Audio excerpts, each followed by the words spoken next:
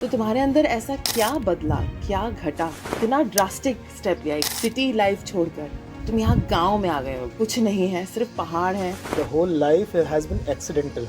जब उस फिरंग ने तुमसे पूछा कि तुमने अपने देश में ये सब जगह देखी है कि नहीं देखी है, और उसके पूछने से ऐसा क्या हो गया? दिल्ली के सबसे पास आप ट्रैवल करना शुरू करते हो तो Rishikesh is one of the places. Till 18 you don't take a call. 18 के बाद तुम जो भी बनोगे तुम क्लियरली उनसे बोलो 18 तक मैंने आपकी सुनी, now I am free to take my decision. तो मुझे याद है वो 3 साल की उम्र में मुझे सुबह 5 बजे उठा करके क्रिकेट खिलाने ले जाते थे. समहाउ गॉट एन आइडिया कि मैं अपने बच्चे को तबला सिखा देता हूँ. फ्रीडम के साथ रिस्पॉन्सिबिलिटी आती ही आती है और हम यही गलती कर रहे हैं. हम बच्चों को फ्रीडम नहीं देते हैं. हमें लगता है कि वो जाएं तो हम उनका फोन टैप करके रखें and we should know what application they are watching, right? And this is all working in a spring mode. आप उनको जितना दबा रहे हो वो उतना उछलेंगे. मैं अपनी जर्नी को 5 हिस्सों में बांट सकता हूँ. पहला हिस्सा मुझे पता ही नहीं था मैं कर क्या रहा हूँ. अच्छा. So such a simple imagination. I want to have a Mercedes. I want to have a big home with 2 kids, 2 dogs. अरे. Right. Now the tricky part started. 12 years, 6 years, 3 years, 1 year, 6 months, 3 months, and you have to keep writing. मेरी life भी कोई और define कर रहा है. May be कोई TV serial define कर रहा है, मे बी कोई मूवी डिफाइन कर रही है, कोई किताब डिफाइन कर रही है, किसी को देखा हुआ लाइफस्टाइल डिफाइन कर रहा है. अभी मैं तो जन्मा ही नहीं हूँ, मुझे पता ही नहीं मुझे क्या करना है.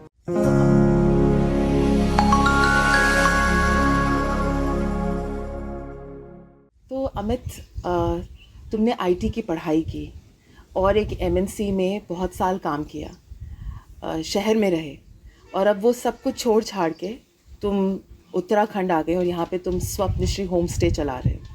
तो तुम्हारे अंदर ऐसा क्या बदला, क्या घटा कि तुमने ये इतना ड्रास्टिक स्टेप लिया, एक सिटी लाइफ छोड़कर तुम यहाँ गांव में आ गए हो. गांव छेरबधार, मैं यहाँ पर 2 दिन से हूँ और मैं देख रही हूँ दूर दूर तक कुछ नहीं है, सिर्फ पहाड़ है, लेक है. तो क्या ऐसा हो गया? Well, मैंने ऐसा कुछ भी नहीं किया. The whole life has been accidental. मैं गलती से यहाँ पहुँच गया. ओके. इनफैक्ट आईटी की पढ़ाई, बीइंग अ 80s kid, 90 या 94 के बाद IT was the only field जिस पे सबसे ज़्यादा लोग पढ़ाई कर रहे थे. तो there was a natural inclination. हाँ. और in the recent years, if you see, not only me but thousands of people are doing this. Having a second home somewhere outskirts of your main city is something like have become a fashion, something like, right? Every person who has a little bit of money, वो अपना एक farm house बनाना चाहता है, कोई home stay बनाना चाहता है, कोई alternative living करना चाहता है, कोई फार्मर बनना चाहता है. And this has been a trend. Okay, तो मुझे एक्सीडेंट के बारे में बताओ, उसमें क्या हुआ था? सो I recall when we started working back in 2004, 2009-10 तक हम कभी बाहर रहे, देश के बाहर रहे, और फिर इंडिया आ गए. मतलब तुम यूके में रहे? यूके में रहा हूँ. हाँ. एंड वन ऑफ कितना टाइम रहे यूके में? Close to 3 years in on and off. अच्छा. लेकिन मेरा लाइफ का बहुत बड़ा एक एक्सीडेंट वहीं पे हुआ. a conversational accident that जब मैं यूके गया तो I met my one of my band members and he travelled India 3 times before that, before 2006. और तब मैं 26 का ही था. So me and my wife both were there.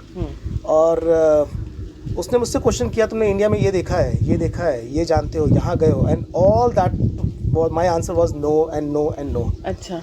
And that was really intriguing to me. Was मैं अपनी country के बारे में कुछ भी नहीं जानता. Okay, while 26 we are not suppose to know that, क्योंकि अभी तो हम करियर बनाएंगे, ये एक टाइम आएगा जब हम ट्रैवल करेंगे. तो मुझे यहाँ पे तुमसे पूछना है, तो जब उस फिरंग ने तुमसे पूछा कि तुमने अपने देश में ये सब जगह देखी है कि नहीं देखी है, तुमने तो उससे पहले तुमको पता था तुमने नहीं देखी है, पर उसके पूछने से ऐसा क्या हो गया?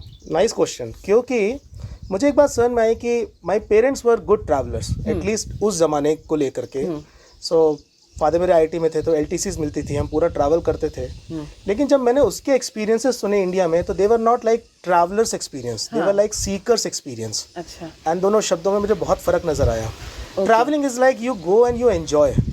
Seeking is something that while you can enjoy, but seeking is a different capability. You are not happy, and that is why you are going somewhere else. To get some answers. To get some experiences. Experience. Right? Answers तो थोड़ा later stage में होता है. पहले आप experiences gain करने जाते हो. बिल्कुल. And this has been a trend at least the last 50-60 years. If you see, US people have been coming to India, Japanese people have been coming to India, UK and Europe people have been coming immensely to India. बिल्कुल. So जब मैंने ये सोचा कि मुझे India के बारे में नहीं पता या मैं जगह नहीं घुमा, तो the quest was not like a traveler कि मुझे ये पहाड़ देखने हैं या मुझे ये नदियाँ देखनी हैं. The quest was इस ऐसी जगह क्या है कि इतने सारे लोग यहाँ आ रहे हैं. While in 2006 I remember the most of the places in India were like dirty, right? जो भी अभियान चल रहे हैं सफाई के, वो बहुत बाद में आए. I mean, I have grew up in Kanpur, Varanasi, Allahabad and all the places, right? They are dirty places. तो इसके बाद भी एक फॉरेनर यहाँ पे क्यों आता है, क्या ढूंढने के लिए आता है? ऑफ कोर्स पहाड़ की ठंडक देखने तो नहीं आता है, इससे ज़्यादा सुंदर जगह स्विट्जरलैंड में है. लेकिन स्विट्जरलैंड में ट्रैवलर्स जाते हैं, सीकर्स नहीं जाते हैं. इटली हमसे ज़्यादा शायद खूबसूरत होगा, या rest of the world is very beautiful. Africa हमसे ज़्यादा घने जंगल है, लेकिन वहाँ सीकर्स नहीं जाते. तो इंडिया में ऐसा क्या है कि सीकर्स का एक कल्चर मुझे दिखा कि ये आदमी आ रहा है, फिर इतने सारे लोग ट्रैवल कर रहे हैं. उस कैपेबिलिटी ने मुझे, जब मैं 26 का था तो पकड़ लिया. अच्छा. एंड ऑफ कोर्स जब फिर मैं इंडिया वापस आया 2009 में with all that personal problem and the city problem, आपको घर लेना है, and we were like living very happily then. लेकिन एक माइंड में कैपेबिलिटी तो बनी गई थी, या एक क्वेश्चन तो बनी गया था कि यहाँ पे पूरी जिंदगी नहीं रहा जा सकता. You earn money, like you go to UK, make money, come back to India. और इंडिया मुझे आना था. मेरे पास ऑप्शन था कि मैं काफ़ी सारे लोगों की तरह वहीं पे पैसे कमाऊं. लेकिन मेरी क्यों नहीं रहा जा सकता?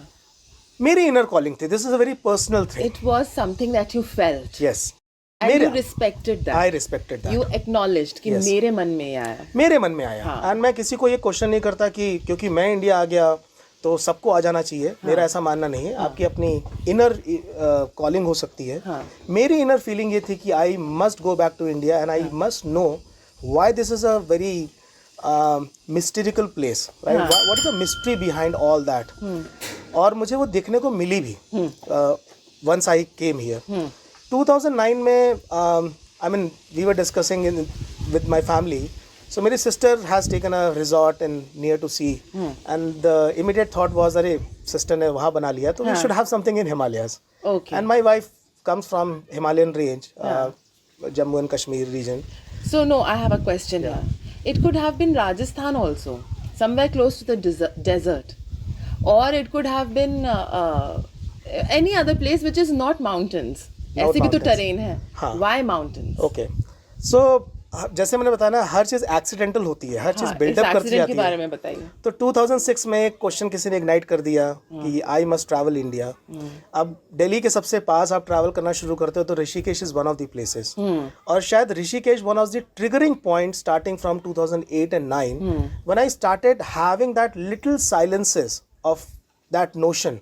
मुझे नहीं पता था वो साइलेंस क्या है, लेकिन फॉर साइलेंस ऑफ नोशन का क्या मतलब? मेडिटेशन से है? No, I never meditated then. Okay. मेरे पास कोई आइडिया भी नहीं था. तो क्या साइलेंस है जिसकी आप बात कर रहे हैं? For example, we all have fears, okay, but in my experience if you really travel Rishikesh, you can really go to any place without fears. Okay.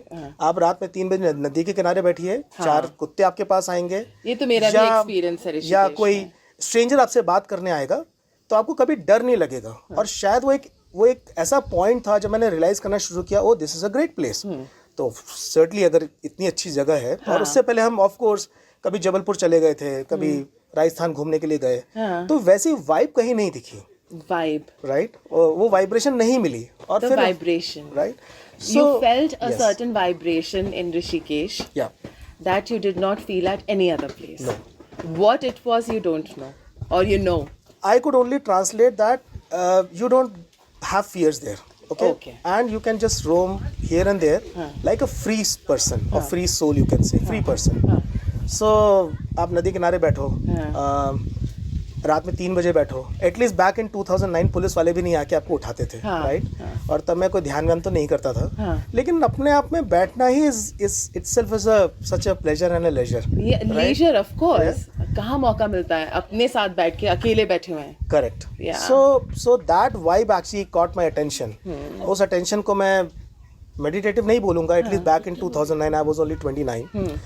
तो धीरे धीरे साइलेंस का यही मज़ा है कि वो धीरे धीरे आपके अंदर एंटर करता है, वो एंटर करता है एक ड्रॉप की तरह and it starts becoming ocean. Okay. The same happens with meditation also. The same happens with quality sleep also. Once you get a quality sleep, you will always dive to get quality sleeps more and more. Absolutely. So that was one thing 2009 में, and family ने ऐसे decide किया कि एक समुद्र के किनारे है तो हम हिमालयस में रह लेते हैं। और फिर मैंने थोड़ा पढ़ना शुरू किया उत्तराखंड के बारे में। तो इसको देवभूमि बोलते हैं, लेकिन क्यों बोलते हैं उसके बहुत सारे अलग अलग वर्जन्स आंसर हो सकते हैं। लेकिन when I was talking to one of the sadhu और someone, maybe Swami ji, You were talking to a sadhu. Sadhu और Back where? In Rishikesh, In I remember बहुत सारे लोग ऐसे सर्कल में आते रहे। सो उन्होंने एक ऐसा स्टेटमेंट दिया कि इस जगह पे बहुत लोगों ने साधना की है। ओके, मुझे साधना भी शब्द नहीं पता था और मुझे ये भी नहीं पता था कि क्या होती होगी। लेकिन ठीक है, मैंने तो म्यूजिक सीखा है, तो शायद कुछ ऐसे ही कुछ होता होगा साधना का मतलब। हाँ, आप म्यूजिक सीखा, आप साधना करके ही सीख पाते हैं। करेक्ट। सो साधना का मतलब simply you follow some discipline. Okay, in which direction it's a different matter. Absolutely. दूसरा मुझे एक स्टेटमेंट याद है कि उन्होंने ये भी बोला कि यहाँ पे जितने आपको समक्ष शरीर दिख रहे हैं उससे कहीं ज़्यादा लोग बिना शरीर के रहते हैं। Okay. Right, because of what ever, right, बहुत लोग मरे होंगे या साधक रहे होंगे या what ever, and that really caught my तो अटेंशन। बहुत लोग मरे होंगे तो वो अपना शरीर छोड़ के चले गए, साधक हैं तो साधना में अपना शरीर छोड़ के बाहर। शायद, करेक्ट। और फिर जैसे जैसे मैंने पढ़ना शुरू किया 2009, 10, 11, तो मुझे समझ में आया कि नहीं, इस जगह में कुछ बात है। और फिर हमने और ट्रैवल करना शुरू किया, and I remember in 2012 we had an office trip, you are also part of that, we came to Rani Chauri, Yes. and so silence really got my attention. I mean, I would say rather than it got my attention, silence actually caught me. In right? that trip. In that trip. Oh right? my God, Amit. So Because बताइए, आप भी वहाँ थे, मैं भी वहाँ थे और बहुत सारे लोग थे, and this is what caught you, and I was like कि I'm having a lot of fun here, I'm singing and I'm dancing, and that was the end of it. So because you were already on that journey, that's why you caught what you, wonderful. yeah, so and rather than I would say that मैंने इसको पकड़ा, I think वो चीज़ ही हमें पकड़ती है। और शायद वो कैपेबिलिटी बहुत बचपन से थी। तो I would like to quote something from a very childhood memories. In fact 2 memories. So मैं बहुत छोटा था, तो like a typical 80s kid, मैं अपने फादर या फैमिली के साथ छत पे सोता था। सो फादर ने आसमान देखते हुए एक दिन बोला कि हम जो है 5 तत्वों से बने हुए हैं। ओके, बात घुस गई। हम सब 5 तत्व जानते हैं, पृथ्वी, जल, आकाश, वायु। एंड फिर बहुत टाइम बाद मुझे याद है 2013-14 में मैंने एक बार अष्टवक्र पढ़ने की कोशिश की, सुना ओशो से, and he the opening statement very soon Ashtavakra का था कि तुम जल भी नहीं हो, पृथ्वी भी नहीं हो, आकाश भी नहीं हो। अच्छा। सो खोज का पहला पैरामीटर ये है, you have to look at 2 extreme. क्योंकि खोजी को पहले 2 एक्सट्रीम देखने पड़ेंगे कि एक ये भी स्टेटमेंट ट्रू था बचपन में, एक ये ट्रू स्टेटमेंट है 2013 में, तो अब सत्य ढूंढना पड़ेगा और फिर आप उस यात्रा पे निकलोगे। हाँ। The second thing I remember is when I was in class 5th, so I was chosen to be a Sai Baba role. अच्छा। और जो टीचर थी वो पुट्टपत्ती से आई थी, और उन्होंने क्लास में ऐसे ही बोला कि विवेकानंद ने बोला है कि तुम शून्य हो जाओ, हमारा ऑब्जेक्टिव है कि तुम शून्य हो जाओ। उस समय क्लासरूम में मुझे याद है अंदाजन 30-35 बच्चे बैठे होंगे। मुझे याद नहीं किसने वो देखा नहीं देखा, but it caught my attention. और उसके 3 साल तक मैं लगातार ये साधना करता रहा कि मैं शून्य हूँ, विदाउट नोइंग व्हाट इज शून्य। तो मेरे फादर के पास गया, पूछा शून्य क्या है। Now the only thing you can translate शून्य is into zero, okay, in a very layman's language. तो मैं 3 साल तक यही इमेजिन करता रहा, मैं जीरो हूँ, मैं जीरो हूँ, मैं जीरो हूँ। और मुझे लगता है उस समय कुछ घटा जो कि मुझे याद भी नहीं है। एंड 8th क्लास के बाद मुझे कुछ भी याद नहीं about my getting attention to silence or zero or shunya or reading anything. I was just like a normal teenager, running here and there, doing all sort of whatever is needed, playing sports, doing music, doing shows or whatever just we do. And after my 8th, the circles started coming back in 2006 when I first time met Sean. और मुझे वो पूरा circle नजर आया कि no, I really need to travel India. अच्छा। और उसी ट्रैवलिंग के दौरान, so coming back to the basic question, I landed here, I landed in Uttarakhand. और बस फिर I have been one of the privileged people कि मैं वो कर पा रहा हूँ जो मेरे जहन में है, यस राइट? यस सो भले मैं कॉलेज ड्रॉप आउट हो या मैंने बहुत सारे पैसे शायद ना कमाए हो, लेकिन materialistically I won't say I have been successful, लेकिन at least on the scale that have life given me opportunities to do really what I wanted to do, always yes. Whether I wanted to travel or take retirement for 5 years before at the age of 40, or doing music or doing explorations. So when you say you were fortunate to have that privilege, what is this privilege? ऐसा क्या है जो दूसरों को नहीं मिला जो तुमको मिला था? ओके, सो इस क्वेश्चन में मेरा ये एक्सपीरियंस है, लोगों का डिफरेंट एक्सपीरियंस हो सकता है। हम ना एक बहुत कॉन्फ्लिक्ट में रहते हैं कि मुझे मिल रहा है, राइट, या मैं करने वाला हूँ, मैं सोचता हूँ और हो जाता है, ओके। तो मेरी लाइफ में ऐसा रहा कि कभी द्वंद्व नहीं रहा। अगर मुझे गाना लिखना है तो लिखना है, तो कभी ये द्वंद्व नहीं रहा कि गाना ना लिख करके डांस कर सकता हूँ क्या, राइट? एक ही थॉट रहा, तो एक ही थॉट एग्जीक्यूट हो गया। अब वो उस टाइम पे एक ही थॉट क्यों रहा, आई don't no. You don't know. क्योंकि थॉट्स तो मैं प्रोड्यूस नहीं करता, अपने आप आ रहे हैं। सो जैसे बार बार मैं बोल रहा हूँ कि इट्स एक्सीडेंटल, बिकॉज मैंने कुछ भी ड्राइव नहीं कर रहा हूँ। मैंने मेरे जीवन में देख रहा हूँ ना, मेरी टीचर को मैंने बुलाया कि मुझे बताओ शून्य के बारे में, ना मैंने फादर को बोला कि बताओ हम कैसे बने, मैंने नहीं पूछा। ये इन्फॉर्मेशन आ रही थी। शॉन का ये क्वेश्चन पूछना कि तुमने इंडिया में क्या देखा है या क्या नहीं देखा है। Of course the translation of those was inside me, लेकिन एक ही चीज को हम कैसे, so there is a famous quote which I always use, और सिंपल स्टेटमेंट इज, चाय कितनी गर्म है मैं पी के आपको नहीं समझा सकता, आपको खुद ही पी के देखना पड़ेगा, करेक्ट। सो एक ही चीज दो लोग जब सुनते हैं तो कैसे उस पर रिएक्शन होता है, ये भी बहुत कॉम्प्लिकेटेड है। Of course the answers are available, लेकिन बहुत सारी चीजें शब्दों में बयान नहीं की जा सकती। तो पर मैं यहाँ पे तुमसे पूछना चाहूँगी कि क्या ये इस चीज़ ने तुम्हारा साथ दिया कि तुम्हारे parents were supportive? Very supportive. Your friends, your wife, everybody around you at that time was supportive, and you did not have to fight with anybody that you loved, or in general terms we say you're attached to, and who are in your list of priorities. उनमें से किसी ने oppose नहीं किया, तो तुम्हारे लिए थोड़ा सा ये परस्यू करना आसान हो गया। वरना आम तौर पे आपको मना कर दिया जाता है कि तुम ये नहीं कर सकते, हमारा क्या होगा। आई वोंट से अपोज नहीं किया, ऑपोजिशन सबको आता है, आना चाहिए। ओके, वो लाइफ का बहुत इंपॉर्टेंट हिस्सा है। वो इम्पोर्टेंट हिस्सा है, बहुत इंपॉर्टेंट, क्योंकि ऑपोजिशन को आप ऐसे समझ सकते हो कि it works like a spring.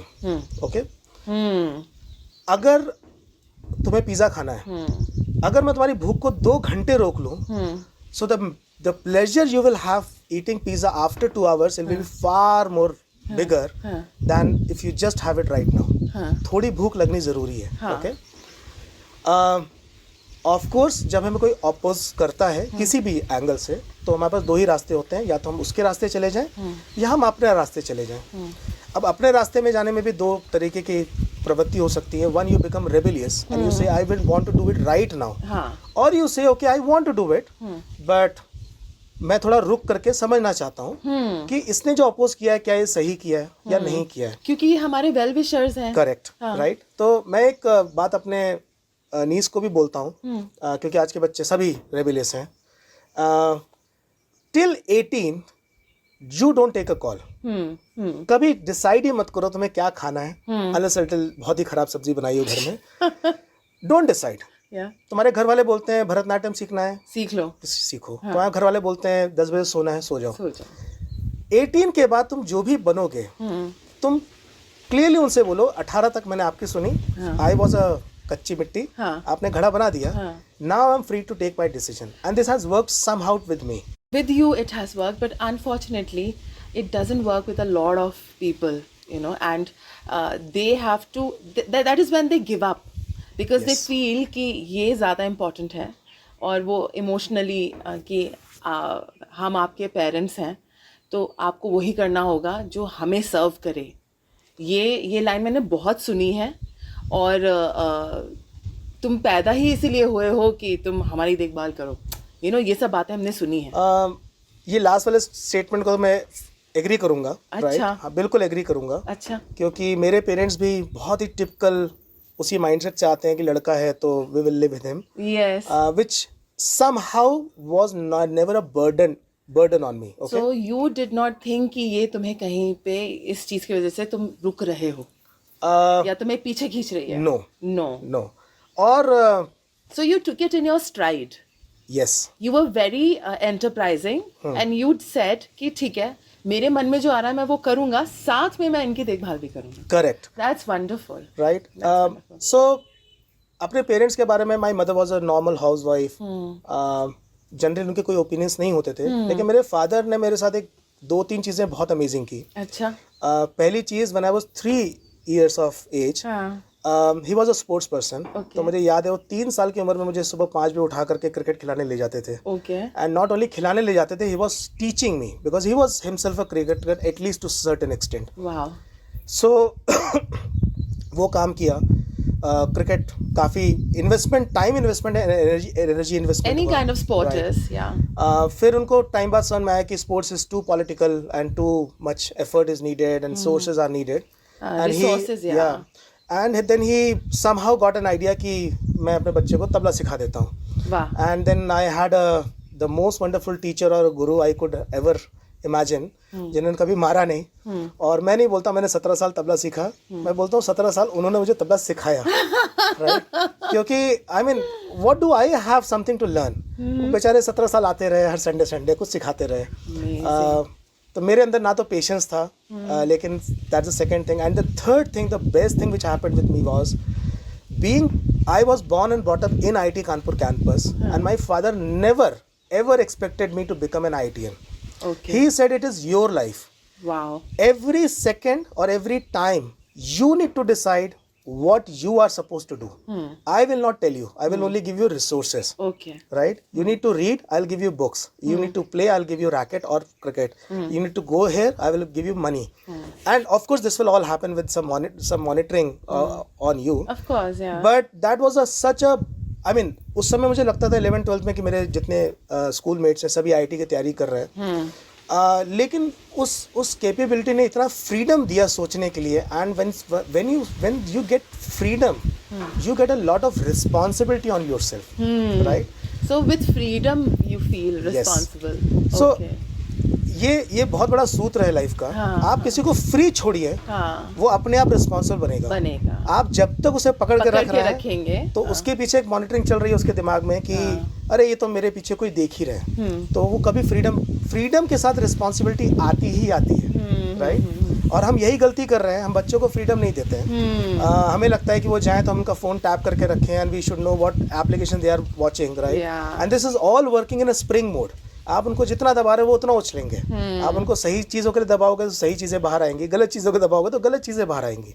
तो I mean these at least 3 things I would say. And parents का हमेशा से था, they wanted to live with me. 4th thing I also remember, पता नहीं वो विवेक कहाँ से आया. I think I was in class 10th और 11th and my father said अरे कानपुर में घर बनाना है. एंड आई सेड प्लीज़ मत बनाना. अच्छा. पता नहीं वो बुद्धि मुझे कहाँ से आई कि मैं कानपुर में नहीं रह सकता. अच्छा. तो आप घर मत बनाना क्योंकि मेरे लिए इतनी ही प्रॉब्लम हो जाएगी. मैं जहाँ बनाऊंगा आप रह लेना. I will take care of you, but don't build something which I can not handle. Okay. और उन्होंने किया, कभी घर नहीं बनाया कानपुर में. And they were completely of course dependent. So वो भी एक फ्रीडम थी. एंड मैंने उनको क्लियरली बोला था कि till the time you are 70, 75 और वॉट एवर, जिस दिन मुझे लगेगा आपकी मेडिकल कंडीशन है I will be there.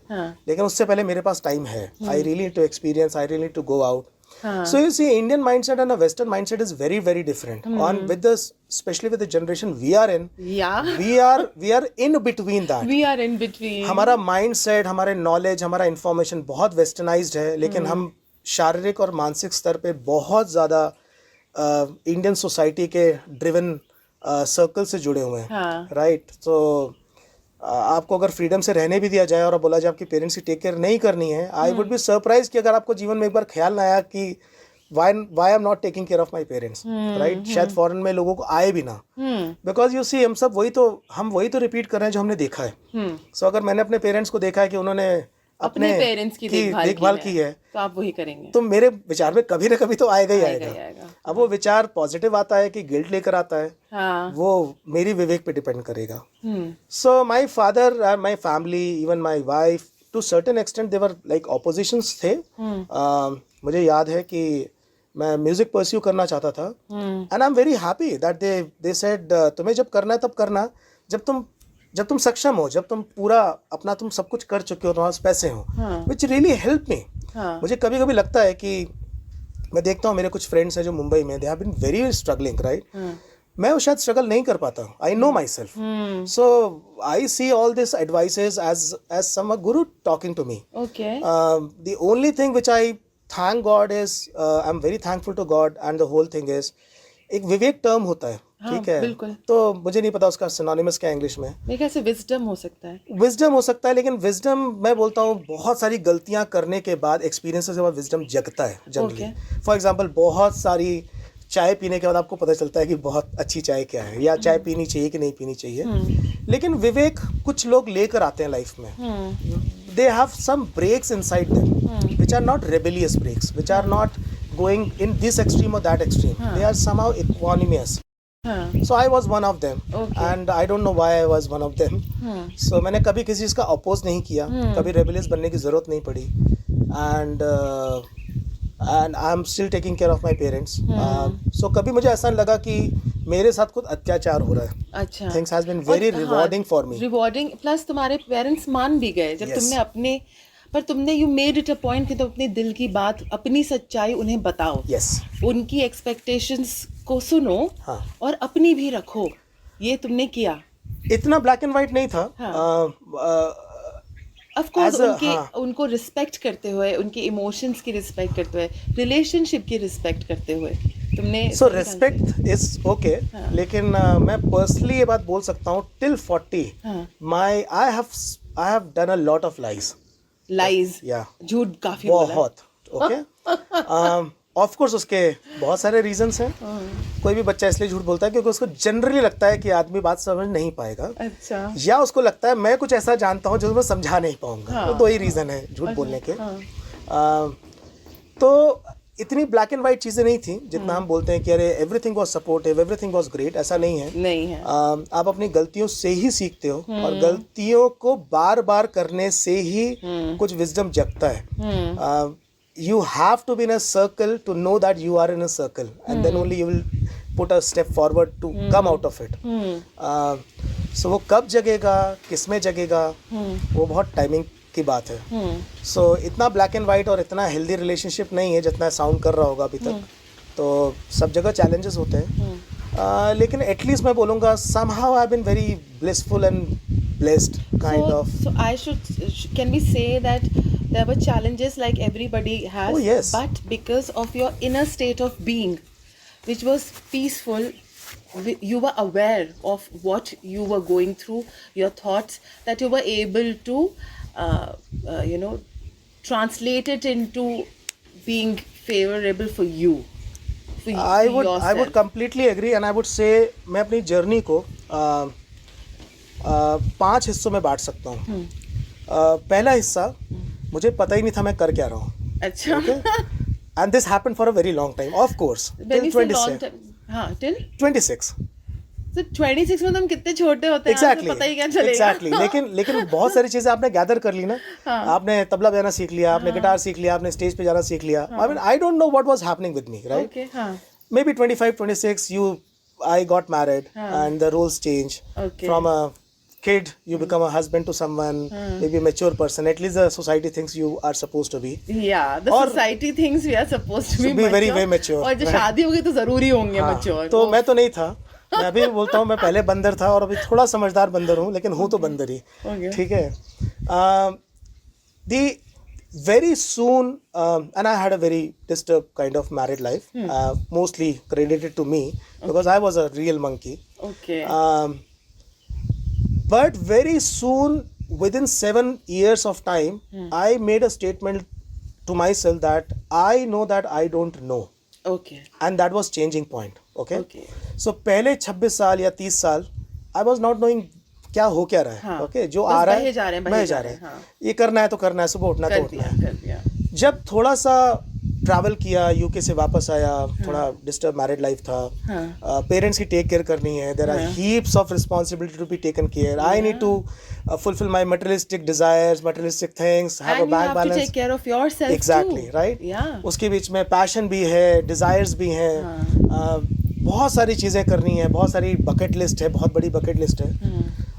But I realise one thing that I know that I don't know what it means is, मुझे अच्छी तरह पता है कि मुझे कुछ नहीं पता है. ओके, कुछ नहीं पता मतलब तुम्हारे साथ हो क्या रहा है, ये भी नहीं पता. मैं कौन हूँ, तुम्हें करना क्या क्या है, ये भी नहीं पता. तुम कौन हो, तो खैर इस प्रश्न में तो हम एटर्निटी जा सकते, हाँ, राइट. कहीं भी जा मैं कौन हूँ तो प्रश्न ही नहीं है. हाँ. मैं क्या हो रहा है, मुझे क्या करना है, कहाँ जाना है, कहाँ पहुँचना है, all the when, why, कुछ भी. what, how, all of it. You Right. know nothing. Correct. At the age of This I was 29, 29. right? Okay. And I'll tell you why this happened. हाँ. जब मैं यूके से वापस आया तो हमारी एक छोटी सी टीम थी इन माय ऑर्गेनाइजेशन. तो हमारा एक बिहेवियरल सेशन चल रहा था. उस सेशन का कुछ तो भी नाम था, एटीट्यूड फॉर एल्टीट्यूड और समथिंग लाइक दैट. अच्छा. So the lady, the trainer actually asked us a question. How do you see your life after 25 years? So it's a very simple question. Everybody know. Thank you. So everybody can answer that, right? You are close to 30 and you are imagining what will happen after 55 and you have to write on a piece of You have paper. to imagine. Right? So such a simple imagination. I want to have a Mercedes. I want to have a big home with 2 kids, 2 dogs. Right. Now the tricky part started. Okay, what do you want after 12 years? Okay, and now you started drilling down. 12 years. 12 years, 6 years, Oh. 3 years, 1 year, 6 months, 3 months, and you have to keep writing, keep writing. So this happened for I think 3 hours, Okay. and you will be. I mean, I was frustrated to write, right? हाँ. क्योंकि thoughts ही नहीं आ रहे हैं. हाँ. क्या होगा? अब इतना दूर का इमेजिन तो हर कोई कर सकता है. हाँ. And it came down to what do you want today. Okay. And when everything was written, she gave this papers, I recall, to everyone. It passed on, right? And there was no names for it. And I was reading somebody was reading minds, okay? And after the reading was happened, she said, okay, now again change. And somehow there was some mechanism कि मेरा paper मेरे पास वापस आ गया. And she said, okay, can you now relate that what you are wanting today, does it really correlate to that? Does right? it lead to that? Right? हाँ. And that was like more than wow, that was जमीन के नीचे पैर खिसकने वाला moment for me, because I then realized at that point in time कि ठीक है 26 तक तो I was a robot in somebody else's hand, Yeah. right? लेकिन मुझे कोई आइडिया नहीं है कि क्या हो रहा है और मुझे कहाँ जाना है, right? मुझे लेकिन मर्सिडीज चाहिए क्यों, मुझे ये भी नहीं पता है. ये भी borrowed statement है. Yes. मुझे बड़ा घर भी क्यों चाहिए ये भी नहीं पता है. हाँ. तो मुझे कुछ भी नहीं पता है. हाँ. मेरी लाइफ भी कोई और डिफाइन कर रहा है. मे बी कोई टीवी सीरियल डिफाइन कर रहा है, मे बी कोई मूवी डिफाइन कर रही है, कोई किताब डिफाइन कर रही है, किसी को देखा हुआ लाइफस्टाइल डिफाइन कर रहा है. अभी मैं तो जन्मा ही नहीं हूँ, मुझे पता ही नहीं है मुझे क्या करना है. और यहाँ से वो 29 से लेकर के आई थिंक 32 तक और मे बी 35 तक, so I lived in this notion, I know that I don't know. और उसने एक बहुत इंपॉर्टेंट काम किया कि एनीथिंग विच एनीबडी सेज, क्योंकि मुझे पता नहीं है तो ये आदमी ठीक ही होगा. मैं ठीक कैसे हो सकता हूँ क्योंकि मेरे पता ही नहीं है. हाँ. राइट. ये इन्फॉर्मेशन है ही नहीं पहले. अब इतना ही है कि मुझे गिटार बजाना है और ये बंदा बोल रहा है गाना ए से है, तो उतना मेरे पास स्किल है, मैं गाना ए से बजाऊंगा या नहीं बजाऊंगा तो मुझे पता है. लेकिन about this person, if he is yelling at me और my wife is saying something to me और माय फादर्स आर एक्सपेक्टिंग, मुझे लगा उनकी सबकी एक्सपेक्टेशन सही ही होगी, राइट? क्योंकि मुझे तो अब कुछ नहीं पता. So I became more in a equanimity state, क्योंकि जब कुछ पता ही नहीं है तो आप बीच में आ जाओगे, बीच में आ गए. ना इधर जा सकते हो ना उधर जा सकते हो, आपका अपना कोई ओपिनियन ही नहीं है. ओके.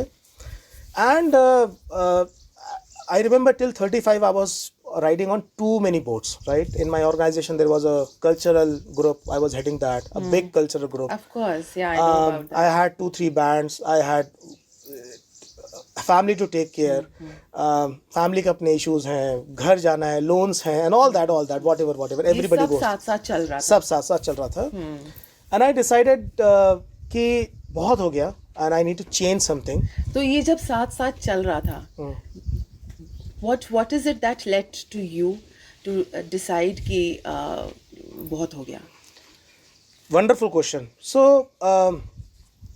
मैं जब बोल रहा था कि बहुत कुछ चल रहा था, लिटरली बहुत कुछ चल रहा था. I was literally a kind of rock star in my company. I was kind of monkey in my home. I was trying to become an entrepreneur. I had 2 ideas to productize. I had many friends and I was starving of travel and all that, right? Yeah. बहुत कुछ दिमाग में चल रहा था. और मुझे लगा कि सबसे पहले अगर मुझे चेंज करना है ना, तो किसी एक चीज़ पे काम करना पड़ेगा. वो वाली बात है कि एक को साधे सब सधे. और मैं बहुत कुछ साधने की कोशिश कर रहा हूँ, ये कुछ होने वाला नहीं है. रहा था. Okay. Right. Even I was not even making sufficient money जिसमें मैं बोल सकूँ इतना सारा होने के बावजूद. But I had a lot of fame. That always was there, right? Fame, yeah. I never were deprived of friends. Yes. Okay, drinking friends or good talking friends. Okay, and even I enjoyed my own company till 35. Okay. Finally, there was a really a changing point because my wife decided to do her sadhana, and she came to Uttarakhand in my earlier home. This was when I was 32 or 33. Okay. So it took me 3 years to understand what do I really want. मुझे really wife के पास जाना है या नौकरी करनी है. Of course नौकरी करनी है, पैसे कमाने हैं. But I got really frustrated and मैंने कंपनी में बोला कि मुझे कंपनी छोड़नी है. एंड दे सेड अभी नहीं छोड़ सकते, it will take some time because too many things are coming up. And anyways तो मेरे पास पैसे भी नहीं थे. So it finally took me 3 years to decide that look, enough is enough. Okay, and I quit my job. So, which means for 3 years, Yeah. every day, you were going through this turmoil, Yes. this sadness, Yeah. these thoughts which were pulling you down, Yeah. and you were just managing every single day to be, living it the way it was expected for you to live. Yes. And I won't say not 3 years. I would say because वो विवेक जग गया था. जब बचपन के teacher की बात याद है, फादर की बात याद है, तो आई वुड से this started from 21 years of age, right? Okay. क्योंकि हमको लाइफ में क्या करना है, तो हम क्या करना चाहते हैं. देखो हमारे पास रिसोर्सेज होते हैं. आप म्यूजिक सीख गए तो बहुत प्रोबेबिलिटी कि आप म्यूजिशियन ही बनना चाहेंगे. Of course. राइट. हाँ. अगर आप अच्छा स्टेज पे जाके बोलते हैं तो आप जनरली सोचेंगे let me become a journalist, right, और मे बी समथिंग, और मीडिया पर्सनैलिटी, और Public speaker. और व्हाटएवर, राइट. सो 21 साल तक बहुत कुछ ऑलरेडी हमारे पास डेटा होता है जिस पे हमको काम करना है. लेकिन क्या वो रियल डेटा है जिस पे मुझे रियली काम करना है? It takes years to mature. ये acquired है कि ये मेरे दिल से आ रहा है. करेक्ट. तो वो बहुत बड़ा कॉन्फ्लिक्ट है. तो मैं बोलूँगा 21 to 35 I really had a very very tough time. Okay. 21 to 35, how many years is that? 16. 16 years of suffering. 16 years Yes. of suffering. Yeah, and nobody in my life is responsible for that.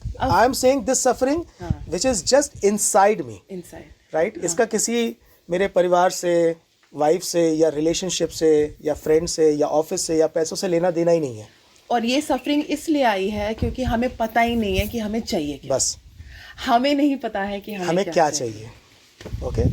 And it took 16 years. Of course उसी बीच में UK गया, तो अब धीरे धीरे data start हो रहा था which was more getting me into मुझे क्या चाहिए, मुझे क्या चाहिए. मैं अभी भी नहीं पहुंच रहा हूँ, राइट. तो जब फॉर एग्जाम्पल बैंड बनाया, तो अब क्या सोचते हो, बैंड बना करके आपको लगता है गाना हिट हो जाएगा, या आपको लगता है तुम्हारे बैंड ने परफॉर्म किया है बहुत बड़ी बड़ी जगहों पर. एक शो तो मैं ही देखने गई थी जो जिसमें Sheila Dikshit was the guest of honour, and उन्होंने तुम्हारा मोबाइल नंबर अपने मोबाइल में सेव किया था. शी आस्क्ड यू बेटा तुम्हारा नाम क्या है, and she made a note of that because she was so impressed with your songs. And it was a very selective people were there, like बहुत ही ऐसे लोग जो कि politically influential थे, और very influential people were your audience is what I remember. It was a it was in Nehru Park, Delhi में Nehru park में. it was a भक्ति फेस्टिवल. वहाँ की बात है. तो तुम्हारा उस तरह का फेम बन रहा था जहाँ पे you were being noticed. मेरी म्यूजिक की जर्नी भी बहुत हाईली रिवॉर्डिंग रही. Not in the sense I got fame. Of course I got the fame in a personal way. Everybody was knowing that I am a musician. लेकिन YouTube उस समय उतना बड़ा नहीं था. अभी जैसे एकदम ऐसे ब्लो आउट कर जाता वैसा नहीं हुआ. बट वेरी इंपॉर्टेंटली पता नहीं क्यों और कैसे, मैंने बोला एक्सीडेंटल है everything. I always hated to play somebody else's song. हाँ, right? Okay. And I'll tell you why this happened. हाँ. 2004 में when I was in college, I was in Delhi. हमने एक बेसमेंट लिया था, हम कुछ प्रैक्टिस करते थे. तो कभी मेटालिका के गाने, कभी गन्स एंड रोजेस के गाने बज रहे हैं. एंड सडनली पता नहीं क्यों मुझे ऐसा लगा एक दिन शायद कमरे में अकेले गिटार बजा रहा था कि ये तो मैं कार्बन कॉपी कर रहा हूँ. आई मीन ये तो एक जेरोक्स मशीन मेरे अंदर बन रही है. मैं किसी और के गाने कर रहा हूँ. ये मेरा तो कुछ है ही नहीं इसमें. नहीं है. और उस छोटी सी क्वेश्चन ने इतना बड़ा स्ट्राइक किया कि I stop playing music. Okay, for at least others. मैं एक रूम में गिटार लेकर बैठा रहा और एक छोटी सी कॉर्ड से कुछ बनाने की कोशिश की. फेल हुआ, लगा ये बहुत ही घटिया बेसुरा है, ऐसा है. बैठा रहा और फिर धीरे धीरे मुझे लगा कि नहीं कुछ आ रहा है और आने लगा. और दिस वाज 2004. 2006 में I got a chance to go to UK. And फिर in a very funny way. So IIT Kanpur में कोई मेरे मित्र थे, वो हाथ देखते थे. उन्होंने बोला तुम्हारा म्यूजिक का जो जर्नी है ना वो यूके जाके शुरू होगा. अच्छा. एंड ऑफ कोर्स इंडिया में बैठ करके at the age of 26 at least मैं इतना मूर्ख था कि मुझे लगा यूके में सभी म्यूजिशियन होते होंगे, टैक्सी ड्राइवर भी म्यूजिशियन होता होगा. Because you see right all the people who are made big from Beatles to whatever right, AC DC, everybody is from UK. तो मैं इतना पागल था, मैं वहाँ पे म्यूजिशियंस ही ढूंढता था. Right at the age of 26 and that's how I met my band. और मैंने कुछ गाने लिखे जो कि बहुत ग्रेट नहीं थे. तो तुम इंडिया से यूके गए और तुमने यूके में फिरंग लोगों के साथ बैंड बनाया. यस. और इसका नाम है the फिरंग्स. The Firangs. Yeah. So the Firangs comes from the I think Indonesian word which is called foreigners. And Greg जो हमारा bass player था, he said I like this term because we are all foreigners here. Yeah. So Greg comes from Scotland. Okay. Sean comes somewhere outside England. And I was from India. So he said we are all foreigners coming together. All are Firangs. Yeah. Okay. And the another rewarding thing for me was एक second. और if the Firangs का music कहाँ available है? it's on YouTube. It's So the Firangs का music YouTube पे available है. Yeah. The more rewarding thing was UK में जा करके, and I am not a guitar player. मैंने 17 साल तबला सीखा है. गिटार somehow मुझे पकड़ में आ गया और मैं ठीक ठाक थोड़ा बहुत बजा लेता हूं. तुम सारे इंस्ट्रूमेंट्स ऐसे पकड़ लेते हो और फिर बजाने लगते हो ठीक ठाक. यूके में जा करके and I was in Ipswich, और मैं इप्सविच में लेड जेपलिन के गिटार प्लेयर से मिला हूं. I mean right. Oh my God, जय हो. एंड और मैं गिटार लेके नहीं गया था ऑफ कोर्स इंडिया से. राइट. तो गिटार्स तो ऑफ कोर्स स्टूडियो में अवेलेबल थे. And I have also met Cradle of Filth band, बहुत बड़ा बैंड है. They come to the same studio in Ipswich जहाँ पे हम ये रिकॉर्ड करते थे. ओके. सो शायद मासूमियत थी कि मुझे कभी शर्म ही नहीं लगी इनके सामने गिटार बजाना. अदरवाइज आज मुझे अगर किसी अच्छे गिटार प्लेयर सामने बजाना तो मैं तो वैसे ही ना बजाऊं, पिघल के ऐसे ही बहने लगोगे कि तुम. क्या बजाऊं इसके सामने. अब इतना अच्छा गिटार प्लेयर है, उंगलियां भी बड़ी बड़ी दिख रही हैं. And these guys really like my playing. And I'll tell you why. Because they said your guitar, the way you're playing is very Indianized. Never heard. अच्छा. So distortion के गिटार्स में, flangers के गिटार में, या उस तरह की tones को एक्सपेरिमेंट करना, that was really rewarding. And getting this kind of compliments from foreign people जिनका वो इंस्ट्रूमेंट है, दिग्गज. हाँ, तो मुझे लगा कि अरे कुछ ओरिजिनलिटी तो उतरी है. हाँ. कि कुछ निकला है. हाँ. कि रीअश्योरिंग था कि मैं जो बजा रहा हूँ वो हो सकता है बहुत घटिया हो, लेकिन ओरिजिनल है. ओरिजिनल तो है. कुछ मेरे भीतर से निकला है. फिर like a very typical band which happened, we not fight but we broke. हम सबके मटेरियलिस्टिक, सबके अपने गोल्स होते हैं. There was a age difference. I was 26, Shawn was 36, Greg was 35. So बहुत डिफरेंसेस थे. मुझे इंडिया वापस आना था. My wife was of course waiting for me, और एटलीस्ट क्रेविंग की कितना टाइम म्यूजिक करूंगा. फिर मैं इंडिया आया और इंडिया आके सोचा कि मैं एक एल्बम और करना चाहता हूँ क्योंकि मुझे लिखने का मन है. फिर मैंने तो तुमने अपने मन की सुनी. बिल्कुल. और तुम नौकरी भी कर रहे थे. हाँ. और तुम शादीशुदा भी थे. और अपने पेरेंट्स की देखभाल भी कर रहे थे. और जब मैं इंडिया आया तो सबसे जो सैडेस्ट पार्ट था वो था कि मैं गुड़गांव में रहता था और नोएडा में मेरा ऑफिस था. So I was spending 4 hours every day on road. Okay. In fact I have wrote a song about it, क्योंकि उस समय मेरे जितने भी म्यूजिशियन फ्रेंड थे, they were all in like Times of India में पेज 3 पर आ रहे हैं. कोई यहाँ प्ले कर रहा है, कोई परिक्रमा के साथ प्ले कर रहा है. एंड आई वाज थिंकिंग मैं क्या कर रहा हूँ. I am a musician majorly, right. मैं नौकरी करके क्या करने की कोशिश कर रहा हूँ. But somehow I kept faith. मैंने फिर 9 गाने लिखे, मम्मी पापा को एल्बम डेडिकेट किया, खुद ही सारा प्रोडक्शन किया. क्या नाम है एल्बम का? स्वप्नश्री. is the name of the album. Album, Again, Swapnishri. again available on YouTube under my channel. Okay. लेकिन बहुत प्योरिटी से गाने लिखे हैं. What is your channel? Amit Ghorpade. Amit Ghorpade. Yeah. Okay. So बहुत प्योरिटी से गाने लिखे. जब मैं बोलता हूँ प्योरिटी से, तो एक चीज क्लियर थी कि अगर मुझे प्रेम नहीं है तो मैं प्रेम के गाने नहीं लिखूंगा. अच्छा. राइट. अगर मैंने ये एक्सपीरियंस नहीं किया है तो मैं इसके बारे में बात नहीं करूंगा. Okay. तो for example, after working for 6-7 years in software industry, I wrote a song called Software Guy. Right? I've heard that one. Right? Yes. So I'm really proud of it. Right? Of course. तुमने अपना experience. So वो जो कहते हैं कि artist अपने experiences से derive करके अपना आर्ट बनाते हैं. You actually did that. And this was another. So I have learned Indian classical. Of course, tabla मैंने बहुत सीखा है. And म्यूजिक इसलिए मेरी रिवॉर्डिंग जर्नी रही क्योंकि जब मैं म्यूजिक बोलता हूँ उसको दो हिस्सों में आप तोड़ सकते हो. Okay. एक तो ये हिस्सा है कि you play what has been playing in front of you from thousands of years. Yes. वही रागा, वही भजन और वही सब चीज़ें. Correct. लेकिन जब आप वेस्टर्न म्यूजिक पढ़ते हो या लोगों को देखते हो, starting from the bands and the rock and roll and the pop and all this females and males doing fantastic job, Yeah. the one thing which they have really done is they have wrote what their life was. Right? उन्होंने वो नहीं गाया जो कहीं और था. If you listen to Black Sabbath, people were really going through after Second World War the problems of economics, political. So people wrote what they were feeling about, going through. Yeah. Right? Yeah. और मेरे लिए वो बहुत interesting point था कि मैं वो नहीं लिखना चाहता और वो नहीं बजाना चाहता. So not only having a Xerox copy, playing guitar somebody else riff, but also writing what I am living. Yeah. Right? But तुम्हारे मन में ये ख्याल नहीं आया अमित कि फेम और एडुलेशन और पैसा तो वही करके मिलता है जो होता चला आ रहा है, तो you're gonna lose out on all of that. So there was a cost benefit analysis was there, and was it अगर था तो क्या पैसा उसमें एक डिसाइडिंग फैक्टर नहीं रहा? कभी नहीं रहा. सरप्राइजिंगली होना चाहिए था, हर आर्टिस्ट को होता है. हाँ. पता नहीं मुझे क्यों नहीं रहा. I was so adamant to do what my heart says. I don't know why. So could it be because when you were very young you held on to this thought that you have to follow your heart Yes. at a very young At a very young age. Yeah. Right? Yeah. And not concluding something. हाँ, being open to experiences. Being open to experiences. जल्दी नहीं करना है कि मैं इसी रास्ते जाऊंगा क्योंकि यहाँ पैसा है, या इसी रास्ते जाऊंगा क्योंकि यहाँ फेम है, या इसी रास्ते जाऊंगा क्योंकि यहाँ पैसा नहीं है. Right? I only said that look this is what I know. जो मुझे पता है मैं उसी की तो सब्जी बनाऊंगा. मेरे पास जब कुछ है ही नहीं तो मैं किसकी बनाऊंगा. और उस समय thankfully in 2009 when I came back and I was writing the second album.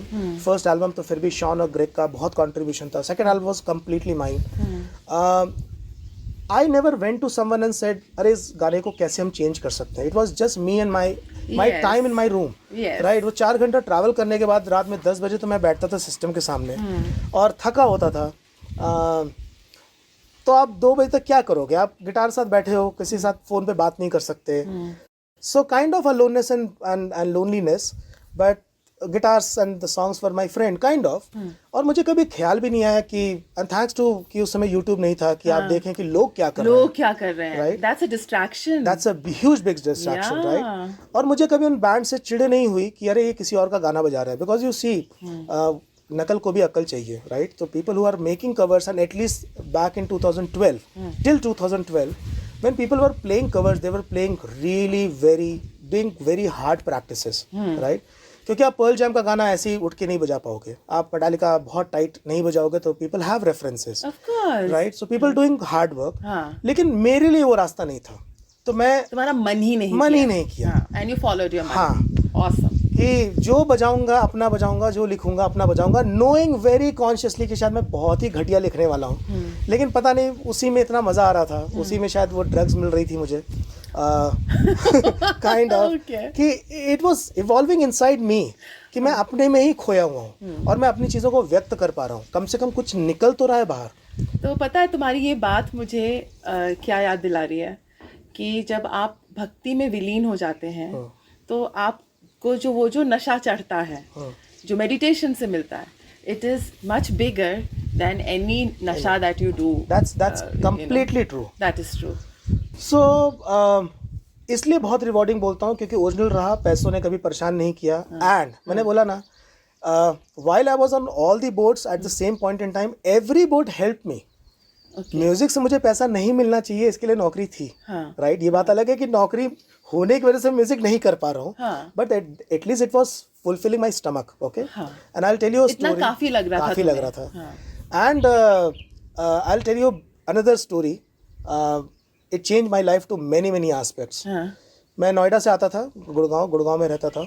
तो मेरे एक फ्रेंड का कुछ सामान पिक करना था from some of his uncle. He was a brigadier और सम कर्नल. तो मैं शाम को गया 7 साढ़े 7 बजे. उन्होंने मेरी शक्ल देखी, उन्होंने बोला कि अरे आ जाओ घर पे. आया, बोले अच्छा घर जा रहे हो? मैंने बोला हाँ. ड्रिंक लोगे? और तब मैं काफ़ी छोटा था, 28-29 पे, और इतना कल्चरली रिच नहीं था कि किसी के साथ पी रहे ऐसे बैठ के. तो मैंने बोला ठीक है चलिए एक ले लेते हैं. तो उन्होंने मुझसे पूछा, and this was really changing my life hugely. क्या करते हो तुम? एंड यू विल अंडरस्टैंड कितनी हम उधारी की ज़िंदगी जी रहे हैं. तो मैंने उनसे बोला कि पता नहीं क्या जॉब करता हूँ मैं, बकवास है, कहाँ जाता हूँ, क्या लिखता हूँ, कोई डिज़ाइन बना रहा हूँ, ऐसा है टेलीकॉम. उन्होंने मेरी बात सुनी. उन्होंने मुझसे पूछा कि सैलरी टाइम पे मिलती है? बिल्कुल मिलती है. सैलरी से अच्छा खाना खा लेते हो? बिल्कुल खा लेते हैं. अच्छे घर में रह रहे हो? बहुत अच्छे घर में रह रहे हैं, और बहुत लाविश अच्छे गुड़गांव में अच्छे घर में रह रहा हूँ. वाइफ के लिए या अपने लिए शॉपिंग वॉपिंग कर पाते हो? हमने बिल्कुल कर पाते हैं. बोले जो जॉब तुमको इतना कुछ दे रही है उसके लिए इतना क्रिप क्यों कर रहे हो? राइट. और मुझे पहली बार ऐसा लगा, अरे क्रिपिंग भी मेरी नहीं है, ये मैं जिनके साथ खाना खाता हूँ ऑफिस में, ये सब जो बोलते रहते हैं मैं स्टेटमेंट्स पिक कर रहा हूँ. यहाँ पर भी मैं ओरिजिनल नहीं हूँ. मेरा तो अपने लाइफ के प्रति अभी कोई दृष्टिकोण बना ही नहीं है. ये मैं उधारी के स्टेटमेंट उठा रहा हूँ कि नौकरी बेकार है, बॉस बेकार है. ये बॉस हो सकता है मेरे लिए भगवान हो, बिल्कुल किसी और के लिए बकवास होगा. लेकिन 4 लोग इसके बारे में बुरा बोलते हैं तो मैं अपना परसेप्शन वही बना लेता हूँ कि ये तो बेकार ही है. राइट. वही जॉब के बारे में बोल रहा हूँ. इनको बेकार लग रही तो बेकार ही होगी. एग्जैक्टली.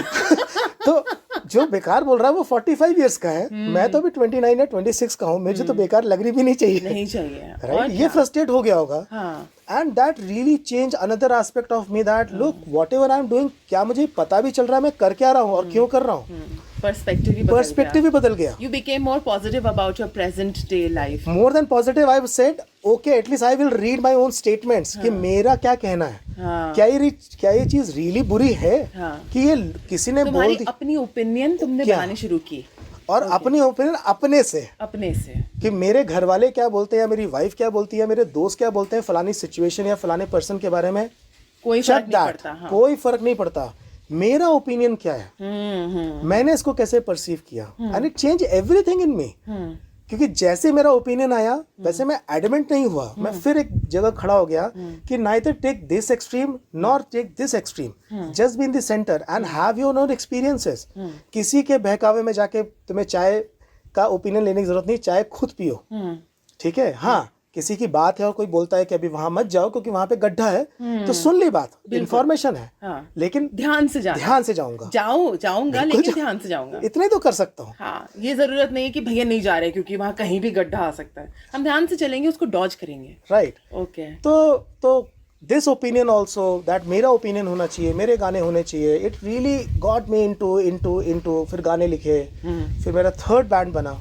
तो coming back to this famous show or whatever we did, वहाँ पर मुझे लगा कि हम जो म्यूजिक करते हैं, म्यूजिक हम क्यों करते हैं. राइट. एट द एंड हम म्यूजिक क्यों कर रहे हैं. राइट. एक सिंपल आंसर है, हम किसी को एंटरटेन करने के लिए कर रहे हैं. सिंपल आंसर हो सकता है. हो सकता है. एक एस्पेक्ट है. दूसरा एस्पेक्ट है, हम म्यूजिक इसलिए करते हैं क्योंकि मैं अपने आप को एंटरटेन, बहुत मजा आता है. करेक्ट. तो अगर आपको मजा आता है तो अपने कमरे में करिए, फिर बाहर मत करिए. राइट. एक तीसरा आंसर ये है कि हम म्यूजिक वेरी कॉन्शियसली जब करते हैं तो हम कुछ वाइब्रेशन क्रिएट करते हैं. राइट. एट द एंड मैं घंटी बजाऊंगा तो वाइब्रेशन क्रिएट होगी.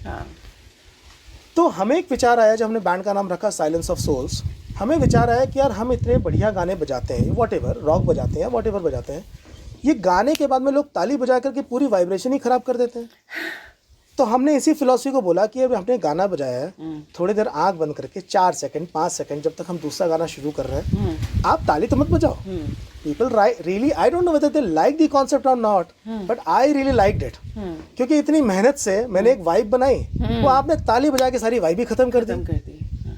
तो ये एक एक्सपीरियंशियल वो हो गया, चीज हो गया. और ऑफ कोर्स जो फिलॉसफी थी, ये किसी पब में किसी बड़े यंगस्टर्स वाली क्राउड में तो फिट होने वाली नहीं थी. बिल्कुल. And I was at least clear कि मुझे ये पता है कि जो मैं सोच रहा हूँ, ये प्रोडक्ट भले अलग होगा लेकिन ये कहीं फिट नहीं होता है. And as been an entrepreneur and being working with whatever corporates, and at least मुझे समझ में आया कि हर प्रोडक्ट की अपनी एक जगह है, राइट. हर प्रोडक्ट हर जगह फिट नहीं होता. And I was very happy fitting my product into playing people who are in Rishikesh, playing people who are after a couple of drinks when they can hear me out, right. They don't have rush to say अरे आप ये गाना भी बजाइए, ये भी करिए. No rush. They are willing to experience it with you, right, with you. So जैसा है पहले वैसा experience करो, right, rather than saying oh मैं ये experience करना चाहता हूँ. आप उसको करिए, नहीं अच्छा लगे तो हम गिटार साइड में रख देंगे. Okay. So इसलिए बहुत ही हाईली रिवॉर्डिंग बोलूँगा. इनफैक्ट जब ध्यान व्यान करना शुरू किया तो म्यूज़िक जो सीखा, साउंड रेंज जो सीखी, उससे वाइब्रेशंस जो आती हैं, हम अंदर कैसे फील करते हैं, और जो मिस्टिकल इंडिया की फिलॉसफीज़ हैं, चाहे वो ओम का साउंड हो. By the way everything is just a sound, there is everything is a कूड़ा, राइट. जो भी लोग बात कर रहे हैं वाइब्रेशन और सब कूड़ा है, क्योंकि at the end it is just a vibration. Okay. हाँ, कुछ वाइब्रेशन आपको मूव करती है, कुछ वाइब्रेशन आपको दूर फेंकती है. इतना ही फर्क है. दूर भी आप ही जाते हो, पास भी आप ही जाते हो. स्पिरिचुअलिटी का जो साउंड का पढ़ने का तरीका है, और हमने बहुत बड़ी गलती की है वाइब्रेशंस को ना समझ करके. हमने उसके ऊपर फिलॉसफीज़ खड़ी कर ली हैं. आज आप पढ़ने जाओगे कि ओम क्या साउंड है, तो आपके उस इतने आंसर होंगे कि आप समझ ही नहीं पाओगे कि राइट आंसर क्या है, राइट. तो बीइंग अ म्यूजिशियन, बहुत अभी recently not only playing something but अपने अंदर चलने वाली वाइब्रेशन को समझने की समझ भी म्यूजिक ने मुझे बहुत दी. And that is why I am saying it is very rewarding journey. तो तुम्हें लगता है कि क्या तुम ऐसा सोचोगे कि हर किसी को कोई ना कोई म्यूजिकल इंस्ट्रूमेंट ज़रूर सीखना चाहिए? Absolutely agree. सिंगिंग करना चाहिए, मतलब म्यूजिक से रिलेटेड हर बच्चे को, हर एक इंसान को कुछ ना कुछ तो करना ही चाहिए. एब्सोल्युटली, मतलब without any exception. Okay, right. आप किस परिवार में पैदा होते हैं, किस गरीबी या अमीरी में पैदा होते हैं, या किस तरह के आपके पेरेंट्स हैं, इररेस्पेक्टिव ऑफ दैट, म्यूजिक की हम एक क्लास करते हैं स्कूल में. और हम सबको पता है स्कूल में म्यूजिक का क्या हाल है. आई मीन मैं आपको ऐसे बोलूँगा, जब आप रात में अंधेरे में जा रहे हो, शब्द काम नहीं आएंगे, फिजिक्स काम नहीं आएगी, केमिस्ट्री काम नहीं आएगी, मैथमेटिक्स काम नहीं आएगी. It's only the vibration you will read. तो जब आप अकेले होंगे ना, तो लोनली या अलोननेस में the vibration inside you are going to read. और वाइब्रेशन रीड करने की जर्नी इज म्यूजिक. डिफरेंस केवल इतना है कि म्यूजिक केवल 20 to 20 किलो हर्ट्ज की जर्नी सिखाता है, फील सिखा देता है, लेकिन सारी वाइब्रेशन पूरे दुनिया में इसी वाइब्रेशन में तो नहीं है. इससे नीचे भी है और इससे ऊपर भी है. लेकिन आपको पढ़ना अगर आ गया वाइब्रेशन को, शब्दों में व्यक्त करने की जरूरत नहीं है, पढ़ना आ गया तो अकेले रहना आ जाएगा. हम बहुत बड़ी गलती कर रहे हैं कि हमें लगता है music is only meant to be entertainment and engagement. Music is a capability to be taught to someone. और मैं नहीं बोलता आप 4 राग सीखो. मेरा मानना है अगर आदमी केवल सा लगाना सीख ले, जिसने सा सीख लिया वो सरगम भी सीख लेगा. एक नोट काफी है. एक नोट काफी है. आप किसी भी बड़े म्यूजिशियन, बड़े से बड़े म्यूजिशियन का अगर इंटरव्यू सुनोगे, किसी भी बड़े, आपको एक कॉमन चीज मिलेगी. उनकी जर्नी में एक बार उन्होंने बोला होगा, कभी कभी सा इतना औसम लग जाता है, बस उसी में ध्यान हो जाता है. तो एक मैंने कहीं कहानी सुनी है, very very funny but very contextual word of what I am trying to say. Osho ने शायद कहीं कही है. मुल्ला नसरुद्दीन एक सितार लेकर आते हैं या वीणा लेकर आते हैं, और रोज एक नोट बजाता है, केवल एक नोट. तो लगता है ठीक है, अगला नोट बजाएगा. कुछ दिन बीत जाते हैं, फिर वाइफ बोलती है, अरे तुम एक ही नोट बजाए चले जा रहे हो, एक ही नोट बजाए चले जा रहे हो. तो बोलता है, हाँ क्या प्रॉब्लम है, एक नोट ठीक है, बजेगा जब बजना होगा. फिर धीरे धीरे वो एक नोट इतना एम्पलीफाई हो जाता है कि पड़ोस वाले कहते हैं, यार हद हो गई, तुम एक नोट ही कैसे बजा सकते हो, कोई और नोट भी बजाओ. तो बोलता है, देखो मेरा मानना ये है कि संगीतकार जितने अलग अलग नोट बजा रहे हैं उससे भटके हुए हैं. अच्छा, उनको अभी नोट मिला नहीं. तो उनको मिल गया, मुझे मिल गया इसलिए मैं रुक गया. अब ये बात मजाक में लग सकती है, लेकिन आप सोच के देखो, the deepest of the deepest, एक ही जगह तो रुकोगे। एक आदमी 2 चेयर पे तो बैठ नहीं सकता, एक ही चेयर पे तो बैठेगा। एक संगीतकार एक ही नोट पे तो समाधि में जाएगा, समाधि में जाएगा, राइट। तो कहीं ये सम तो समाधि होगा। में जाना क्यों जरूरी है?